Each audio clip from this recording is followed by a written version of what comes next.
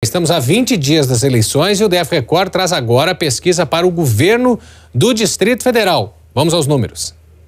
No primeiro cenário, com pesquisa espontânea, onde os entrevistados falam sem a indicação em quem pretendem votar, o governador Ibanez Rocha, do MDB, aparece com 29%. Em segundo lugar está Leandro Graz, do PV, com 5% das intenções de voto. Leila do Vôlei, do PDT, teve a preferência de 4% dos eleitores. E Paulo Otávio, do PSD, ficou com 2%. 5% mencionaram outros candidatos. 12% disseram que vão votar nulo ou branco para governador. E 43% não souberam ou não quiseram responder. Já na pesquisa estimulada, em que há uma lista prévia para os entrevistados indicarem em quem votariam, Ibanez Rocha, do MDB, aparece com 47% dos votos.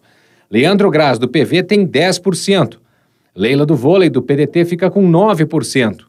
Paulo Otávio, do PSD, tem 8%. Isalci Lucas, do PSDB, fica com 5%. Coronel Moreno, do PTB, Queca Bagno, do PSOL, Renan Arruda, do PCO, estão empatados com 1% das intenções de voto cada. Lucas Salles, do DC, Robson da Silva, PSTU, e Teodoro da Cruz, do PCB, não pontuaram. Nulos e brancos somam 10% dos entrevistados e 8% não souberam ou não quiseram responder. Agora vamos ao cenário da pesquisa considerando somente os votos válidos, ou seja, não entra a porcentagem daqueles que ainda não decidiram quem vão escolher para governador ou querem votar branco ou nulo. Confere. Nesse cenário, considerando somente os votos válidos, Ibanez Rocha, do MDB, venceria no primeiro turno com 58% dos votos. Leandro Graz, do PV, fica com 12%. Leila do Vôlei, do PDT, tem 11% das intenções de voto. Paulo Otávio, do PSD, 10%. Isalci, do PSDB, 6%.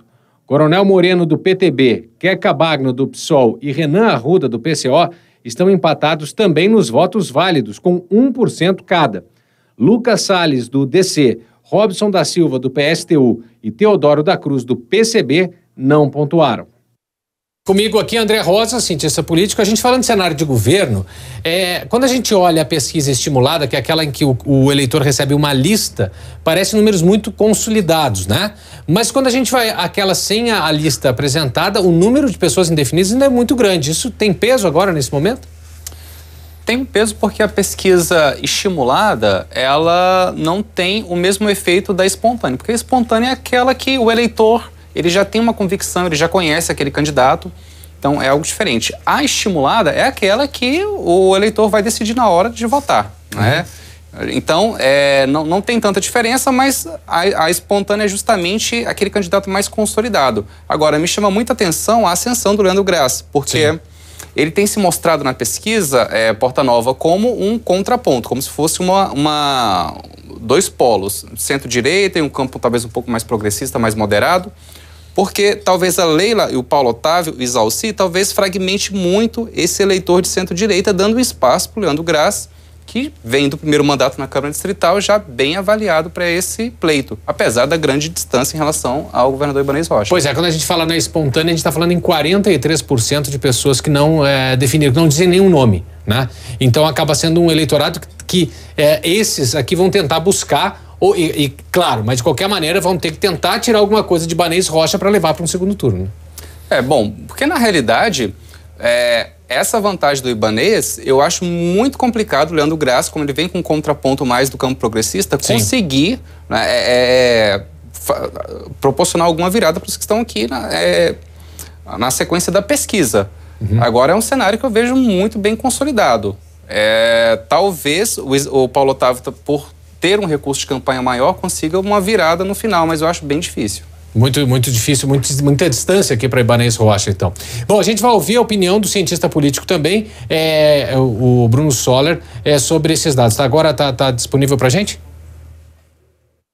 A corrida pelo Buriti tem mostrado uma grande chance de reeleição do governador Ibanez Rocha, né? O governador hoje praticamente surfando sozinho, quase atingindo os 50% de intenções de voto na pesquisa estimulada, né? Quando a gente vai para os votos válidos, o governador já atinge 58% dos votos, mostrando grande possibilidade de resolver essa contenda ainda no primeiro turno das eleições, né? Eles têm um empate praticamente quádruplo aí entre os candidatos de oposição ao governo Ibanez, mas o melhor colocado deles tem 10% de intenção de votos, 37% atrás do atual governador. Portanto, é uma eleição que, com a saída do Regufe, com a saída do Arruda, numa grande articulação política que fez com que estes candidatos viessem para a base de apoio do governador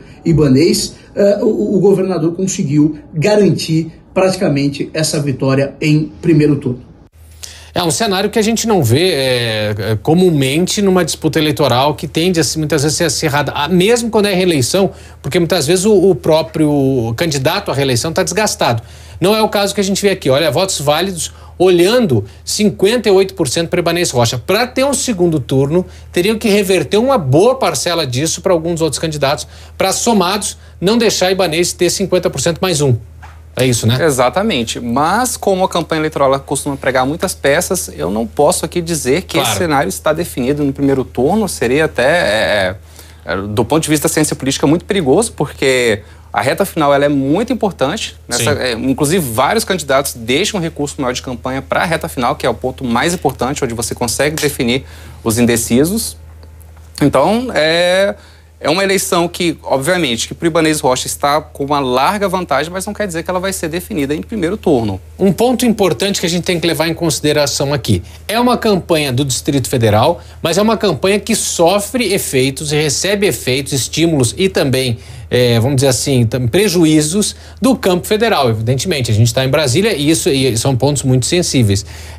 No seu entendimento, o que for acontecer agora, daqui para frente na campanha presidencial, pode mexer com isso, pode consolidar? O que a gente pode ver em termos de cuidado desses candidatos também em relação ao nível federal? Olha, em relação ao nível federal, o presidente Bolsonaro, que é candidato à reeleição, ele tem uma grande capilaridade em Brasília, uma grande popularidade.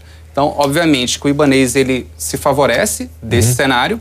Ao mesmo tempo que ele se favorece desse cenário, ele também adotou um sistema de política muito parecido com a política do Roriz, ou seja, que é uma política muito voltada para a construção civil, que realmente ocasiona uma grande captura de votos. Obras, então, né? Em relação às obras, principalmente, porque a obra no Distrito Federal, ela tem, principalmente na pandemia, ela favoreceu muito a questão do PIB.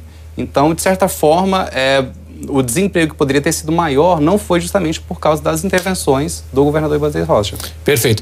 O debate hoje, a gente está vendo muito rede social, pessoal muito atuante aí no meio digital também, além, claro, da propaganda eleitoral na televisão e tal.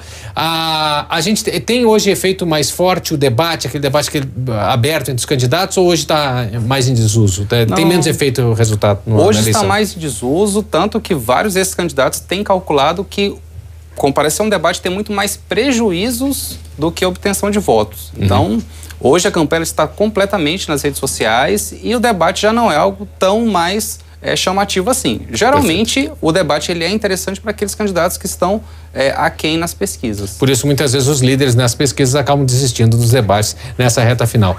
André Rosa, muito obrigado, até a próxima. A gente volta a conversar aqui com certeza antes da eleição. Só para fazer um registro aqui, a pesquisa foi realizada pelo Instituto Real Time Big Data entre os dias 9 e 10 de setembro.